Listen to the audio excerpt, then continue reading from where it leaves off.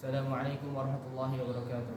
Waalaikumsalam warahmatullahi wabarakatuh. Hamdan tayyiban mubarakan fi kama yuhibbuna wa yardah.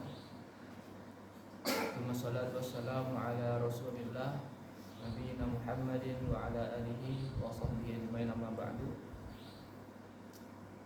Santri rumah Tahfidz Baitul Syatul Quran yang insyaallah disayang oleh Allah Subhanahu wa taala. Alhamdulillah kita sudah memasuki 10 hari terakhir bulan suci Ramadan, yang sama-sama kita mengetahui insyaallah tentang keutamaannya. Salah satu malam di antara 10 hari terakhir ada malam yang lebih baik daripada 1000 bulan. Kata-katanya lebih baik ya, bukan sama dengan 1000 bulan. Artinya 1000 bulan itu atau 83 tahun sekian bulan itu nggak ada apa-apanya dibandingkan satu malam. Ketika kita beribadah di sana, maka kita akan mendapatkan keutamaan lebih baik. Dianggapnya itu misal ibadah di situ selama satu hari full semalam itu, maka dianggapnya beribadah selama 83 tahun lebih, itu lebih baik malah. Jadi seandainya kalau ada 10 kunci, terus di salah satu kunci itu bisa membuka satu pintu, maka kita nggak mungkin kan ngambil satu kunci gambling kemudian kita coba gagal, tapi kita cobain 10-nya, pasti salah satunya akan dapat kuncinya yang tepat. Maka kita maksimalkan 10 terakhir. Nah, satu nasihat ya, kita sudah berada di posisi yang baik sebenarnya, di posisi rumah tahfidz, artinya lingkungannya baik. Tapi sebenarnya nggak menjamin lingkungan baik itu akan menghasilkan sesuatu yang baik. Karena kita itu diciptakan sebagai manusia, bukan robot. Robot itu akan mengikuti apa yang diinginkan oleh pembuatnya.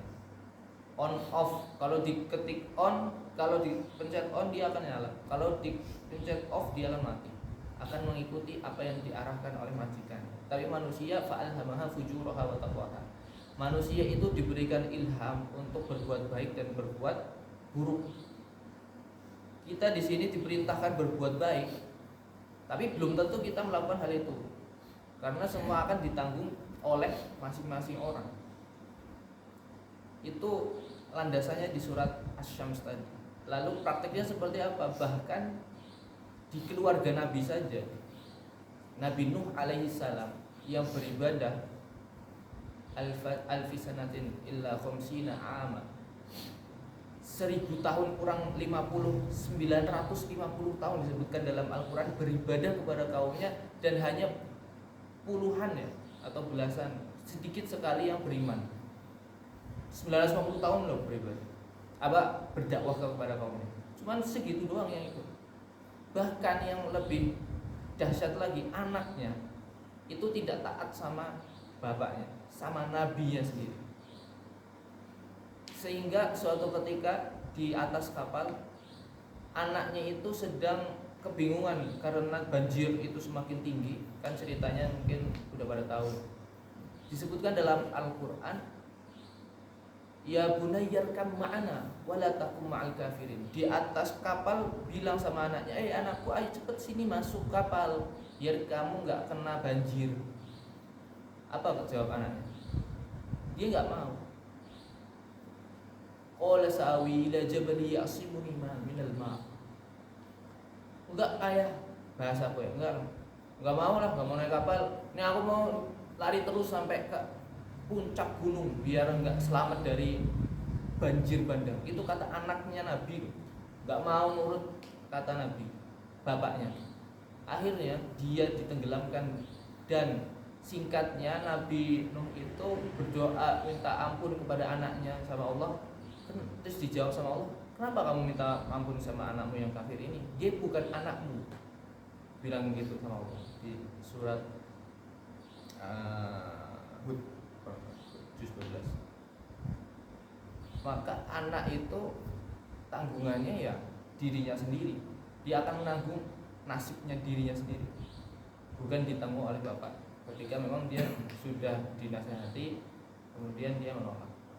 Contoh yang kedua, dibalik Nabi Musa, kecilnya itu dididik sama siapa? Di keluarga Firaun. Disebutkan di surat Al-Qasas.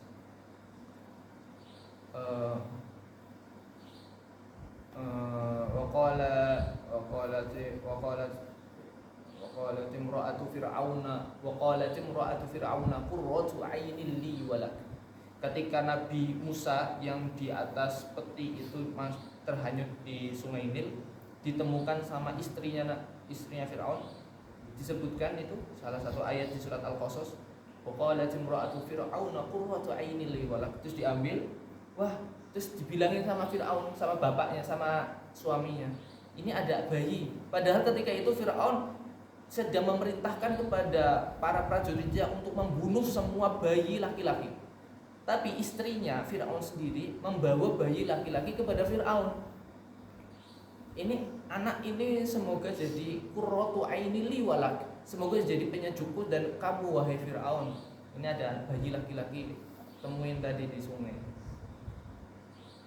La taqtuluhu asa ay yanfa'ana aw nattakhidahu walada. Jangan bunuh anak ini, semoga saja bisa kita jadikan anak qurratu aini li la taqtuluhu asa ay yanfa'ana aw nattakhidahu walada. Bisa jadi anak ini bisa bermanfaat buat kita, atau kita jadikan anak aja, anak angkat. Bayangin, Fir'aun lagi memerintahkan ya, keluarin SK, perintahkan kepada semua TNI dan Polri-nya, bahasa kita mungkin zaman sekarang ya, prajuritnya untuk membunuh semua bayi laki-laki, tapi istrinya bawa bayi laki-laki dan jangan bunuh ini. Dan nanti kelak bayi laki-laki yang dididik sama Fir'aun dan istrinya sejak kecil, dia yang akan menghancurkan dan meluluh lantakan Fir'aun, yang mana dididik dari Fir'aun sendiri. Nah, bahwa anak itu ya akan menanggung dirinya sendiri, yang sudah punya pikiran, akal, dan bisa memutuskan hal yang baik bagi dirinya. Maka jangan sampai kita mengalami satu hal terakhir, mengalami hal yang disebutkan di juz 19 surat Al-Furqan. Ya wailata laitani lam attakhidh fulanan khalila laqad adallani 'anil dzikri ba'da idh ja'ani wa kana syaitanu lil insani khadula. Artinya apa? Ya wailata laitani lam attakhidh fulanan khalila adalah kata-kata penyesalan orang yang sudah masuk dalam neraka. Mereka mengatakan, ya wailata laitani, seandainya aduhai aku tidak menjadikan seorang fulanan khalila, tidak menjadikan fulan itu ya nama si anu ini jadi teman sahabatku.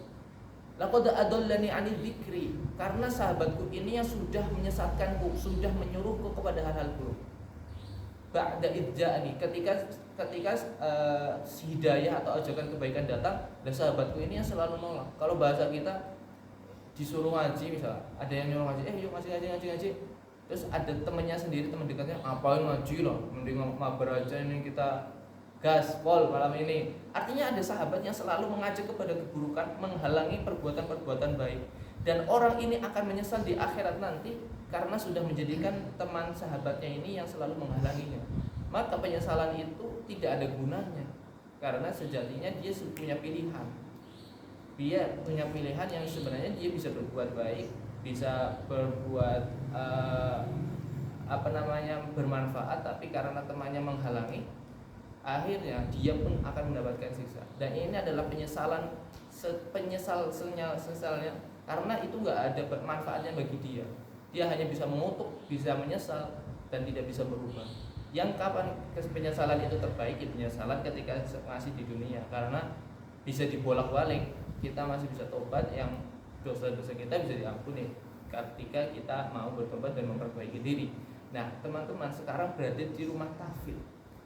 Posisinya ada ajakan itu, ada teman-teman baik itu yang seharusnya mulus jalan kita dalam beribadah, beramal soleh. Tapi itu nggak menjamin ketika kita tidak mau memanggil atau ketika kita tidak mau menyambut seruan itu. Sekarang ada di pilihan teman-teman. Kalau teman-teman mau ambil silahkan. Kalau tidak, jangan salahkan orang lain ketika kita mendapatkan hasil yang buruk ketika di yaumul akhir nanti. Karena itu sudah ada, sudah diberikan kesempatan. Mungkin itu. Ini adalah nasihat buat diri saya sendiri dan semoga juga bisa bermanfaat buat teman-teman sekalian. Live isbil haq wasbiqul khairat. Assalamualaikum warahmatullahi wabarakatuh. Waalaikumsalam warahmatullahi wabarakatuh.